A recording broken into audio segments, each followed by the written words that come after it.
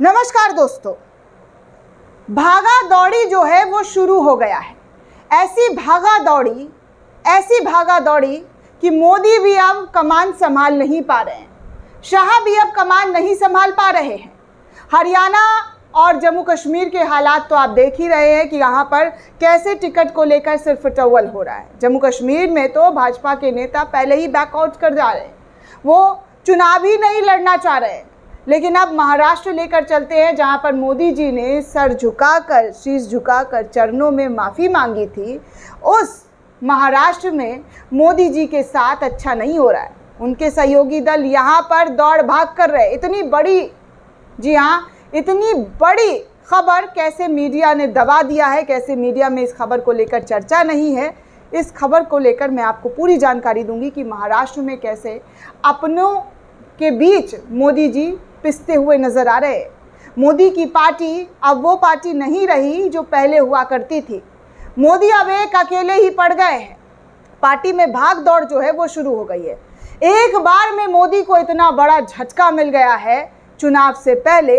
इस पूरी खबर की जानकारी मैं आपको बताती हूँ। दरअसल दोस्तों, हिंदुस्तान लाइव के हवाले से खबर आ रही है कि महायुति में महाभारत छिड़ गया है। बीजेपी में महाभारत छिड़ गया है। बीजेपी एनसीपी में 21 सीटों पर पेच फंस गया है। सीटों को लेकर यहाँ पर जोरदार तरीके का हमला जो है वो एक दूसरे पर इनके नेताओं के जरिए किया जा रहा है, सहयोगी दलों के जरिए किया जा रहा है।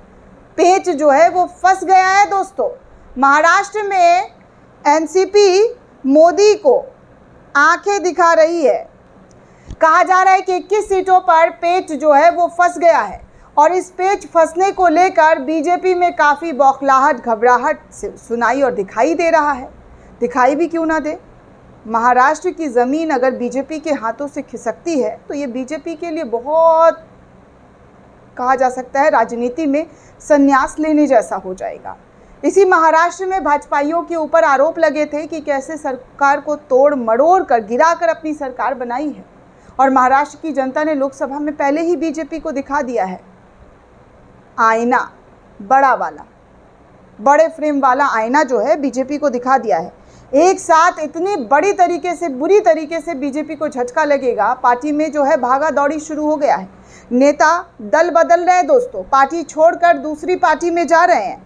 चलिए मैं आपको थोड़ी सी आर्टिकल के माध्यम से खबर बताना चाहूँगी कि पूरी जानकारी क्या और किस तरीके से भाजपा और एनसीपी के बीच जो है बड़ी खाई पैदा हो गई है।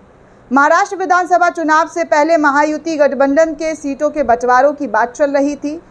अजीत पवार ने पहले ही धमकी दे रखा था शाह को कि भैया पहले ही आप निपटारा कर लीजिए सीटों का, किसको कहाँ से क्या क्या मिलेगा, बाद में ऐसा कुछ ना हो कि हमें आपके खिलाफ उतरना पड़े। लेकिन अब यहाँ पर भाजपा और एनसीपी के बीच 21 सीटों पर पेच फंस गया है। ये वो 21 सीटें जिन पर 2019 के विधानसभा सीटों में अधिकतर सीटें पश्चिमी महाराष्ट्र से है और दोनों ही पक्ष इन सीटों पर दावा ठोक रहे हैं। इनको लेकर अंदरूनी संघर्ष भी देखने को मिल रहा है और दोनों दलों के नेताओं को एक दूसरे की आइडियोलॉजी भी रास नहीं आ रही है। दोनों दलों की तरफ से कम 4 नेताओं ने तो खुलकर बोलना शुरू कर दिया है। भाजपा के कुछ नेताओं ने तो पार्टी तक छोड़ दी है। चुनाव करीब आने के साथ ये जुबानी जंग और भी तीखे होने जा रहे हैं, इसका अनुमान लगाया जा रहा है दोस्तों। भाजपा के हर्षवर्धन पाटिल, समरजीत घटके और गणेश हेके ने अपनी बात रखी थी।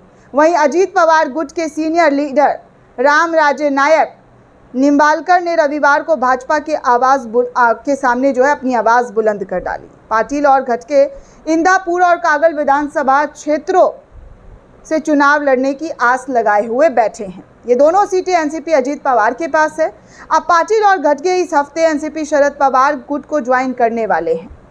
साल 2019 के विधानसभा चुनाव में, जी हाँ, 2019 के महाराष्ट्र विधानसभा चुनाव में उम्मीदवारों से मुकाबला ये हार गए थे। इस साल इन दोनों को जीतने की उम्मीद थी, लेकिन उनसे कहा गया कि इन सीटों पर एनसीपी की सिटिंग एमएलए ही उम्मीदवार होंगे।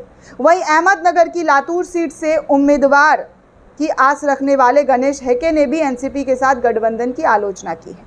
हेके ने कहा कि अगर ऐसे ही चलता रहा तो भाजपा को इसकी भारी नुकसान उठाना पड़ेगा, भारी कीमत चुकानी पड़ जाएगी। कभी शरद पवार के बेहद करीबी रहे, निंबालकर अजीत पवार के साथ चले गए थे, वो अब फिर से शरद पवार को ज्वाइन करते हुए नजर आ रहे हैं, ज्वाइन करने की धमकी दे रहे हैं। दोस्तों, निंबालकर का कहना है कि वो भाजपा नेताओं रणजीत सिंह निंबालकर और जय कुमार गोरे के साथ सोलापुर और सतारा के स्थानीय राजनीति में कंफर्टेबल नहीं है। वो भाजपा और एनसीपी के सियासी समीकरण से भी खुश नहीं है। सोलापुर के अन्य भाजपा नेता उत्तम राव जनकर और प्रशांत परिचर भी इस बदले की समीकरण को देखते हुए शरद पवार की गुट की तरफ जाते हुए नजर आ रहे हैं। कुल मिलाकर अगर देखा जाए तो दोस्तों, भाजपा में इस्तीफे का दौर एक बार फिर से शुरू हो गया। इस्तीफे पर इस्तीफा भाजपा के अपने सगे नेताओं के जरिए देना शुरू कर दिया गया है। अब भारतीय जनता पार्टी इससे कैसे निपटेगी, ये तो वक्त ही बताएगा। फिलहाल चुनाव की तारीख महाराष्ट्र में अनाउंसमेंट नहीं हुआ है, लेकिन उससे पहले भयंकर बवाल जरूर हो रहा है। बवाल ऐसा काटा जा रहा है कि मोदी और शाह की मुश्किलें बढ़ गई है। इतनी ज़्यादा मुश्किलें बढ़ गई हैं कि मोदी शाह कुछ कर नहीं पा रहे हैं। उनके हाथ ऐसे जो है दोस्तों बंध गए हैं, इस तरीके से बंध गए हैं हाथ। अब इन बंधे हुए हाथों से मोदी शाह क्या करेंगे, ये तो भगवान ही जाने। लेकिन फिलहाल महाराष्ट्र में भयंकर बवाल मचा हुआ है पार्टी छोड़ने को लेकर, सीट बंटवारे को लेकर।